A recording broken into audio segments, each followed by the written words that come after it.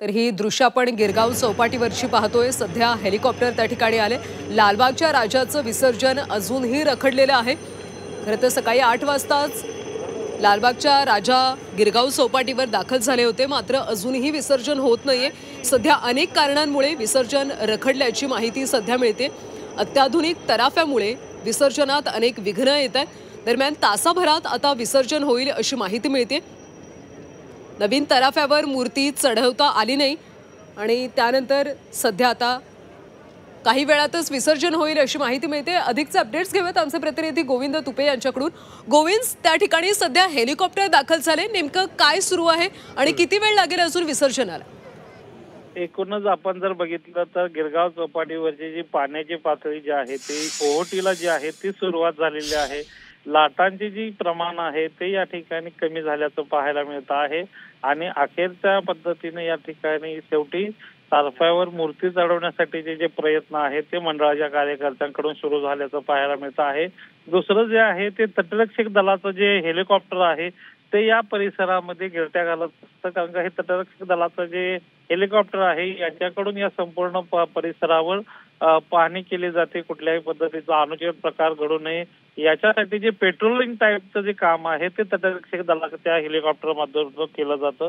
आणि यापूर्वी म्हणजे 2 दिवसापूर्वी जर आपण बघितलं तर मुंबई पोलिसांना वेगवेगळ्या पद्धतीचे मेल किंवा फोनद्वारे ज्या धमकीचे जे फोन आले होते, तर त्या अनुषंगानं ही जे आहे हेलिकॉप्टरच्या माध्यमातून गस्त घालण्याचं काम सुरू आहे।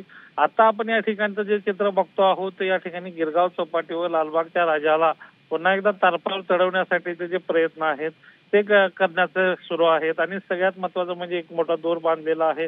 तारपा जो आहे तो आता समुद्रापासून आणखी जरा कमी पाण्याच्या ठिकाणी घेतल्याचं पाहायला मिळतं आहे।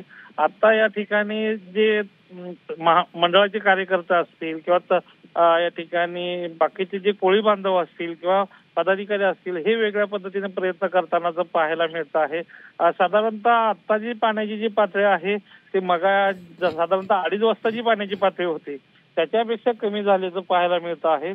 समुद्राच्या लाटांची जी उंची आहे ती सुद्धा कमी झालेली आहे।